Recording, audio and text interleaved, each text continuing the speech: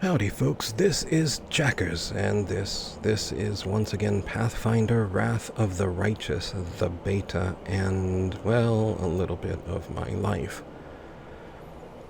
So, I have not posted the first video yet. It's been a night or two.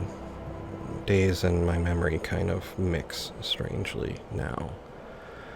Long story short, first part of the video will be me playing just let's playing Wrath of the Righteous, and if you want to stick around after the gameplay, I will talk a little bit about my life as I try to take care of my mother in Home Hospice. So I don't know how long I will go. Again, I don't know how many of these I will make. I barely got the first episode uploaded. I'm not ready to post it yet, just because there hasn't been enough time. And anyway, let's get started. One thing I really want to say about Wrath of the Righteous and Kingmaker as well, the score, the musical score, has been exceptional. I say this, I mentioned in the first video that I was a theatrical lighting designer. For most of my lighting design career, I was an operatic lighting designer, like not the web browser, but the actual art form of opera. So, in theory, I should know a little bit about music, and I have to say I am truly impressed with Owlcat's choice of composers and their scores. Alright, so anyway, when last we met, we had fallen down this crevice, and we are underneath the city of Canabraes, I believe. We have our,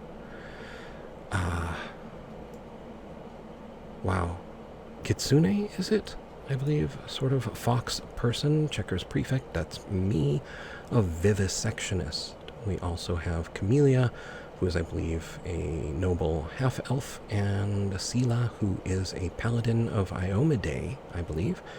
And we have the wounded Aniva. We have control of the first three, and Aniva is tagging along. So, let's go ahead and move a little deeper into the caverns here.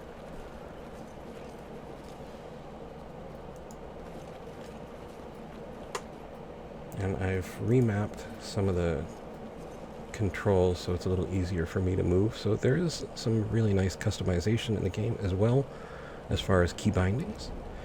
We have an enemy, and so shall we engage. The Imperator, do not fear, do not waver. So this is real-time with pause, or turn-based, I believe. I haven't tried the turn-based, but the real-time with pause means that when we get into combat, we pause like this. We can release that. Oh right, we switched from our crossbow to the cold iron spear. Nice, because I hadn't taken point-blank shot, and everything really likes to charge right into us.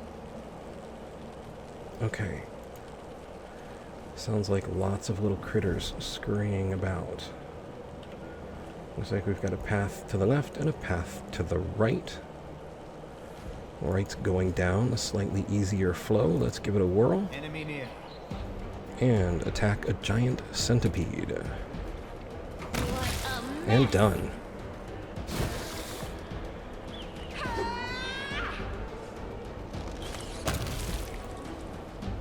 Okay, I swear. Did Checkers try a, bite attack? His head sort of dipped forward as if he were doing a bite attack. Anyway, that's kind of cool. Let's go exploring. There is something here. Goods. There is 25 gold coins, the bracers of armor +1, 2 potions of cure light wounds, and a light mace. Sounds good to me. Okay, let's bring the party back.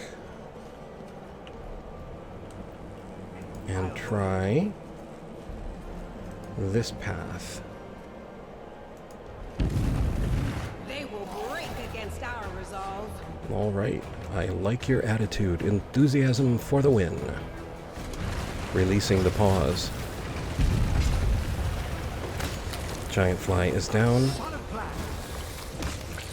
And we have taken out a giant centipede, a spitting giant centipede. There appear to be some bones here with a forked tongue. This ingredient can be used to brew potions or scribe scrolls. Aniva is coming right along with us. The path is clear. And a young giant centipede. Forwards!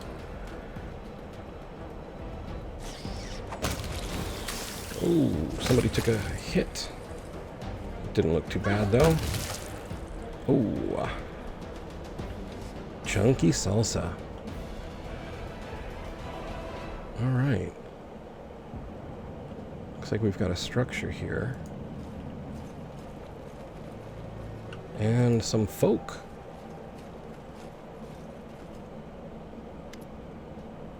Lan. No, I can't just walk away. It's got to be here somewhere. You struggle to make out the man's features in the gloom. As soon as he steps into the circle of light, however, you realize that you have never encountered a creature like this before. The stranger looks like the work of a vivisectionist who attempted to stitch together a lizard and a man. I've never been here before, I swear. All right. Because I'm a vivisectionist. Lan.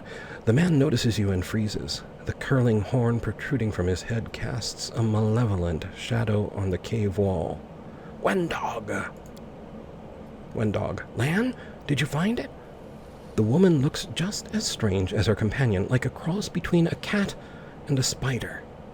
When she catches sight of you, she immediately drops into a fighting stance. Her movements reveal the lethal grace of a wild predator. Who is that? Lan. The do-gooders here to save our mongrel souls, no doubt.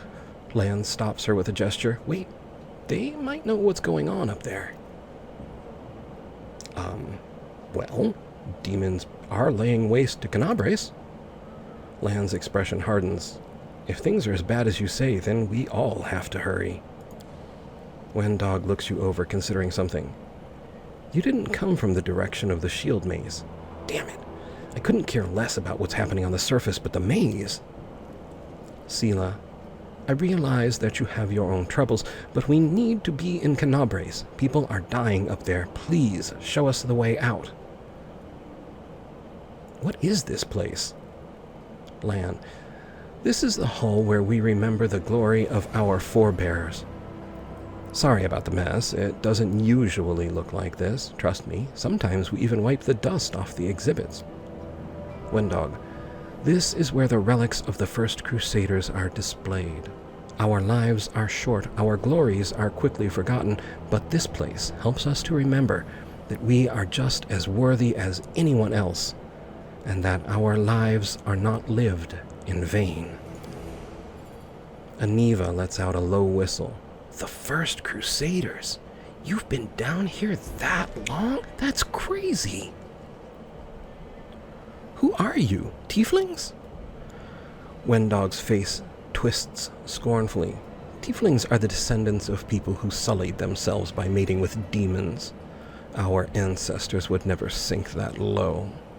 We are the underground Crusaders, the children of the Crusades' finest.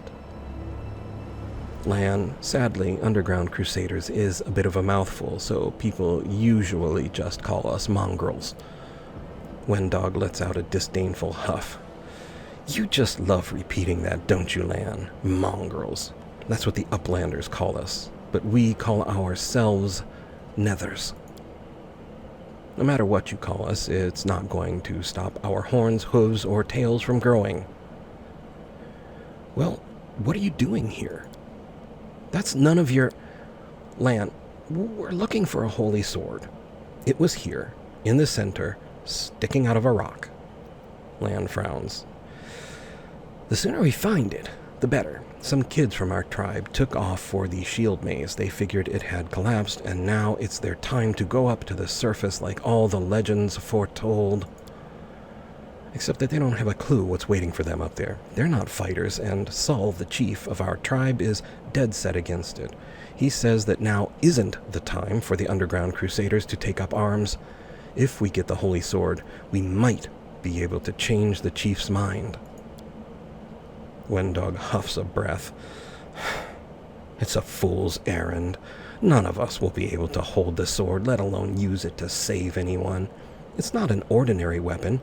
It's made from righteous heavenly flame and will burn anyone who touches it. Do you think you're special, Lan? Lan, I'll pick it up with my teeth and tie it to my hand if I have to. It doesn't matter. An angel's sword and a troop of stalwart mongrels will be able to work a minor miracle. He chuckles. Speaking of which, you're still here, Wendu, which means that deep down, you know it's possible. Wendog shrugs and turns away. I've never heard of underground crusaders before. Well, in Canabres, Sela says, they're called mongrels. People say that they come up to the surface at night and eat anyone foolish enough to wander alone after midnight. Sela turns to Lan and Wendog. To tell you the truth, I thought you guys were just a tale to tell kids at night. Wendog gives a contemptuous snort. That's human gratitude for you. Our forefathers suffered the consequences of demonic corruption, all to protect Mendev and Galarian, and for what? So we could become monsters used to frighten children.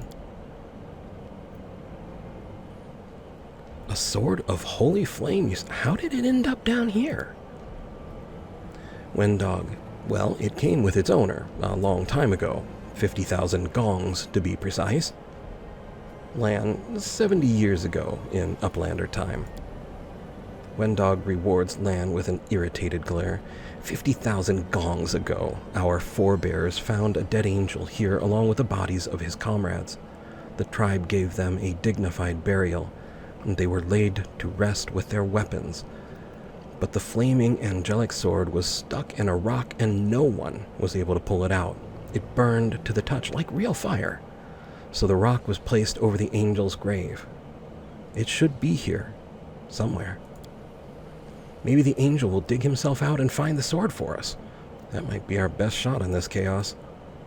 Lan, watch your tongue. A maze, you say? Does it really lead to the surface? Wendog, yes. There are other ways up, but they are far from here, and after the earthquakes, there's a good chance they've collapsed. But the maze... There's a legend among our people that when the walls of the maze fall, that will be the signal for us, the underground crusaders, that the time has come to go up to the surface and fight the demons in the final confrontation. Wendog snorts. Until then, people say the maze is shielding us from taking rash actions. I'm the only one in our whole tribe to have been in the maze, and even I don't know if it's true. But the further I went in the maze, the fresher the air became. That means it really must lead to the surface.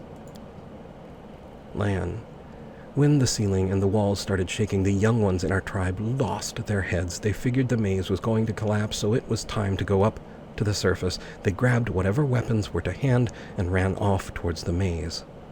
His eyes are filled with genuine concern. They think the maze is no longer a danger to them. They've been listening to Wendog too much.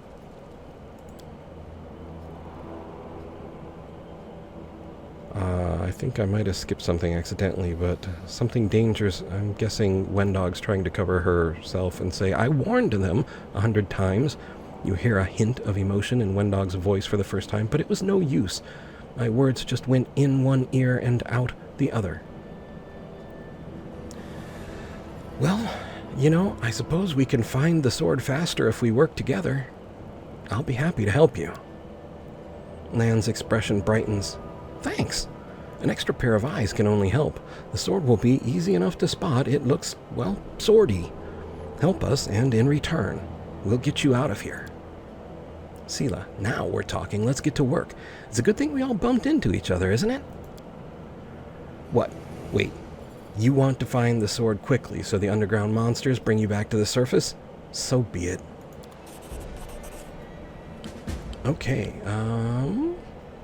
Hidden objects. Some interactive objects are not easy to find. Moving past such an object, every character automatically makes a perception skill check. If the check is successful, the object is found. It is highlighted, drawing your attention, and can now be interacted with. Interactive objects are highlighted when you hover your mouse over them or press tab or something similar if you've remapped it. Numpad period in my case. Alright, so lore religion. Well, Sela is a paladin, right? Let's have her take a look at lore religion. I am helpful. That is Am I not Sela. Statue of an unknown knight. The technique is crude, but the figure was clearly crafted with a genuine feeling. Judging by the style of armor, the knight is from the First Crusade. That's Camellia, isn't it? Okay, what if I... Where here, A bright future awaits let's try it this us. way. Nope, same text. Okay. And we don't have control over Lan or Wendog. I wanted to sort of inspect her, but she says either help me, look, or stay away, or something along those lines. No reason to pause. Aha! Do we Aha! here? Now we're finding hidden objects. Here we have found a copper ring. Sure, we'll take it. And there was one over here. This is 5 grinding stones. Sure, why not? We've got another thing here. What's that there? The room looks like an improvised museum, or perhaps some kind of temple. And then we've got something else going on over here. A handful of gems, buy 2, collect all, happily. Okay. There's some more things lighting up. 3 more grinding stones. Okay, there's a... Whoops. Sorry about that. I think I just banged on the microphone. Sorry. Guy with a heck of a 2-handed mace. Alright, let's go this way. Oh, what is I that? found Whoa! something. Okay, let's see what this one is. A handful of gems and a grinding stone. And then on this side we have a pearl by 3. I like that Camellia went for this one and Sela went for that one. I wonder if that means Checkers will go for the middle. Nope, Camellia.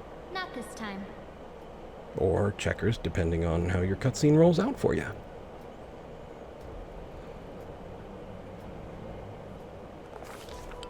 What on earth just happened?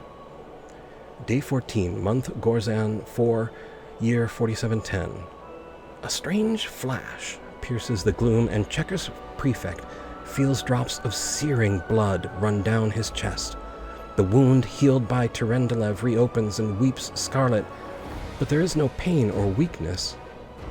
A hazy scene appears, a cave chamber.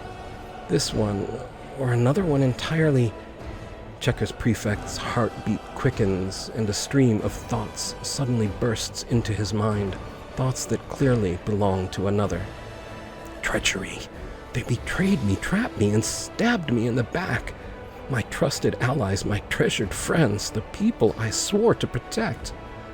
The people for whom I descended from heaven and came to this turbulent mortal world. There they are, up ahead in the gloom of the cave. What are they waiting for? Are they afraid to draw any closer? Do they believe I am about to die from their traitorous blows? Next to me, a quiet moan. A girl with a golden braid lies on the rocks, clutching her slashed side. She refused to join with the traitors and paid dearly for it. I could have tried to run, but I will not. Whilst I still have strength, I must. While recognizing the foreign origin of these thoughts, Checkers' prefect intuits that he can control them somehow. Let's try to. Heal the wounded girl.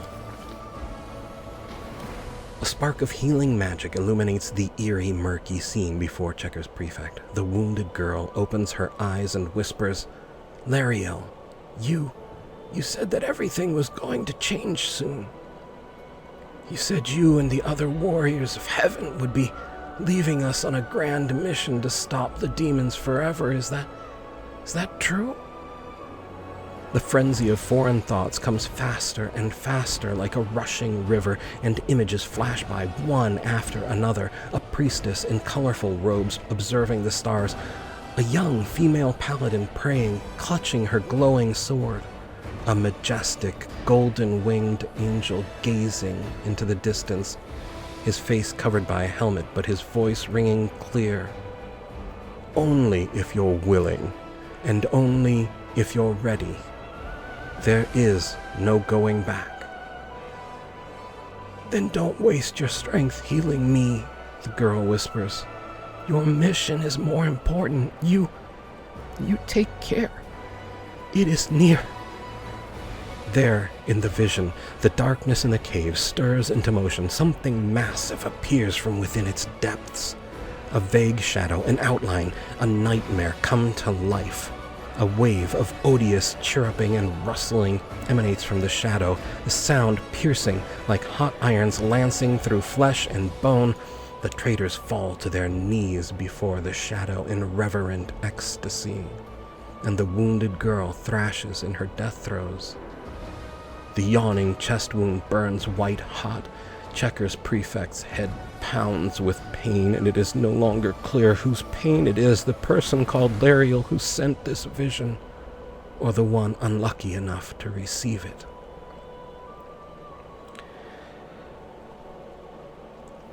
So we have choices here. We can try a will check with a +3 will, but Checker's prefect is determined to fight off the illusion, or knowledge arcana, but Checker's prefect knows how to resist malign influence such as this, no matter its origin.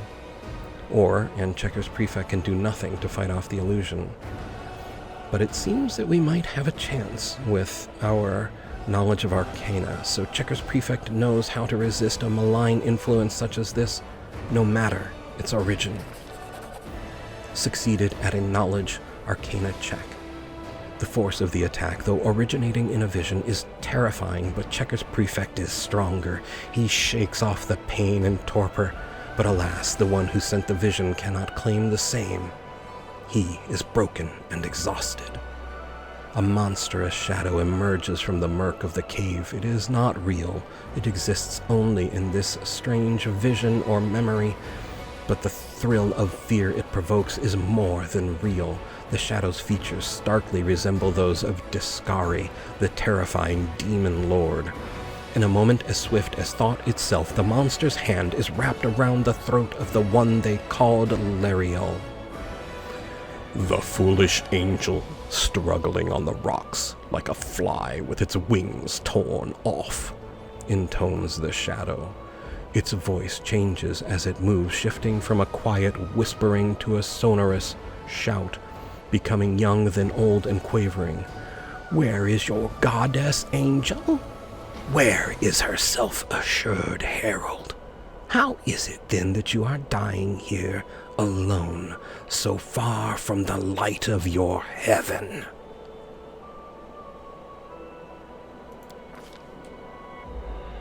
A strange calm envelops the thought of the one called Lariel. He recognizes who stands before him, and he knows he will never bow down before this enemy. The flaming sword flares to life in his hand, bright, pure, flickering with multicolored sparks like a sunbeam through stained glass. Slash! The blade slices through the demonic creature's flesh, and the monster recoils with a howl, releasing his grip on Lariel's throat. The angel falls back heavily on the rocks. His vitality is ebbing, but his pride remains undiminished. He grips the sword and with his last burst of strength plunges it into the rock. Checker's prefect senses that the vision is fading, the rush of thoughts diminishing like a river running dry. The last thing he hears is this: "You will kill me, monster, this I know.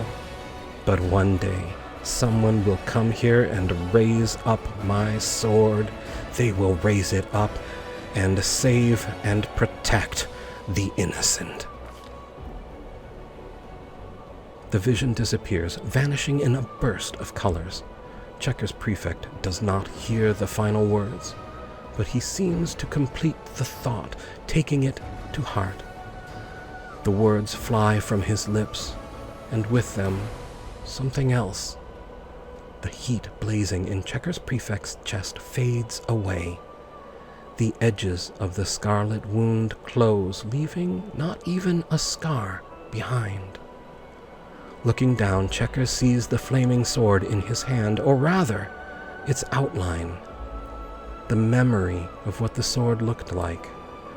With a final surge of warm and a soothing light, the sword vanishes, and the light is drawn into his hand.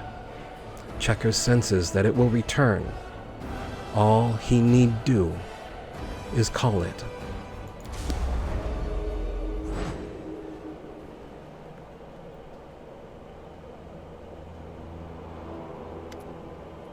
So that happened. Okay, we're going to close this. Aniva, hey, Checkers, are you all right? You were kind of glowing just now. Sela kneels before the light, offering up a prayer to Iomade. Lan looks at you dumbfounded. That was it. The light of heaven, but how? Wendog frowns. What did you do with it? Where did it go? I think I saw the memories of Lariel, the angel who died here. Lariel, Lan says. That really was Lariel, the angel from the legends? The ancestors even got his name right on the gravestone. The chief will be thrilled. Wendog watches you with suspicion. You. Thousands of gongs, and no one's been able to touch it, and now you, an ordinary creature of flesh and blood no different to us, get the sword and start talking about visions. Lan, now, Wendog, don't be a sore loser. Lan nods towards you. He is clearly different to us. The sword appeared before him, along with the angel's name and all that other stuff. Because he doesn't carry our mongrel taint. I don't know, maybe. Heaven doesn't give a damn how special we are. We're born with evil inside us. Heaven doesn't need to know any more than that. Lan, I know you're willing to tear apart anyone to uphold our people's honor, but you and Sol, you just refuse to face the truth. We are the way we are because our ancestors' bodies were corrupted by the abyss. It does the same thing to plants and animals, and there is nothing heroic or special about it. It doesn't make us better, and it doesn't make us worthier. Angel mythic path. Reveal the light of heaven? It seems I can control it.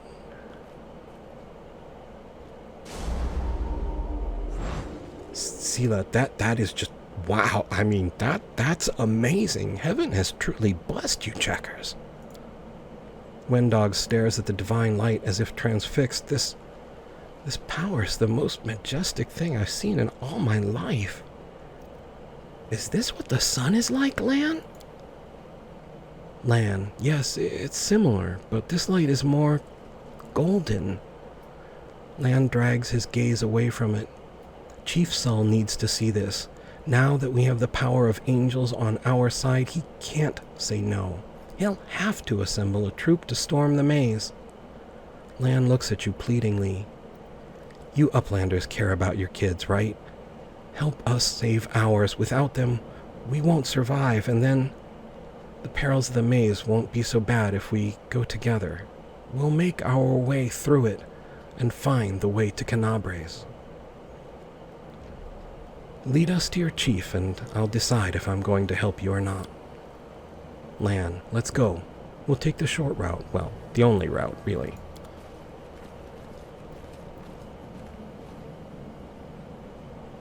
What do we have here?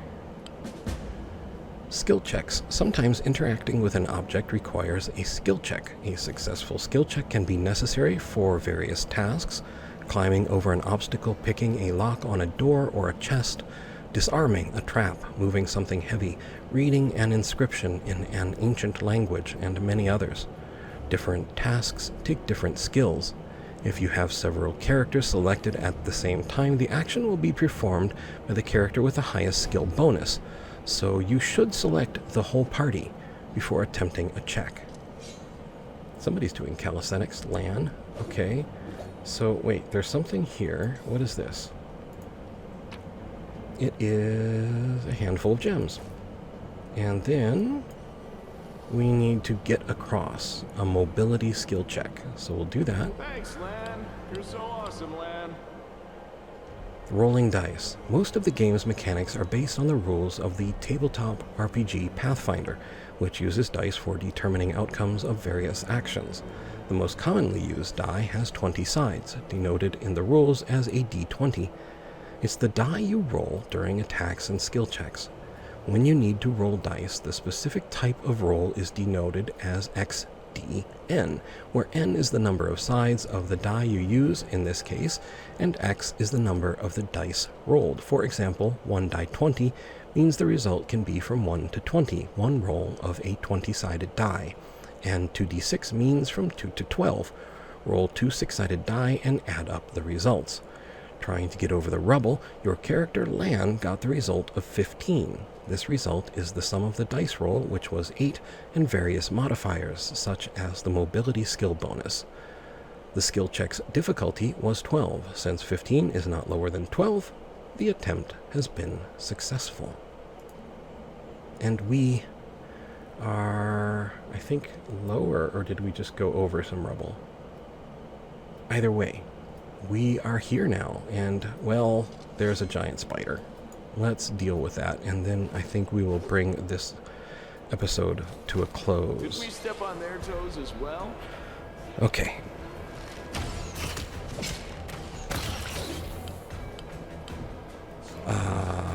Okay. Every event is documented in the combat log, bottom right corner of the screen. There you can see the results of the rolls of your characters and enemies, skill checks, and lots of other things. If you're unhappy with the way a combat goes, check out the details of the rolls. You might find some information that would help you to optimize your tactics. And so, yeah, we can see all of that there. Alright, so let's rejoin, regroup. Actually, right, we can right-click and face the party. I love that. And we will bring the game portion of the video to a close. So if you just want to see the gameplay and such, the story, like, this is where that will end. And I will say thank you so very, very much for watching. I hope you found our journey entertaining and maybe even just a little informative. I would like to invite you to think of something you are truly grateful for, something that brings a real true smile to your face and a warmth to your heart. Like for me, the orange tabby cat behind me, Sammy, who's really helping me get through all of this. And all of you and your kind words. Let that be your angelic sword, bringing a glorious, colorful light into your life. And please, take care. And if you're still here and you want to know a little bit about how things are going, let's press the space-time key. I've been having trouble staying awake. I think I'm just kind of getting weaker in general.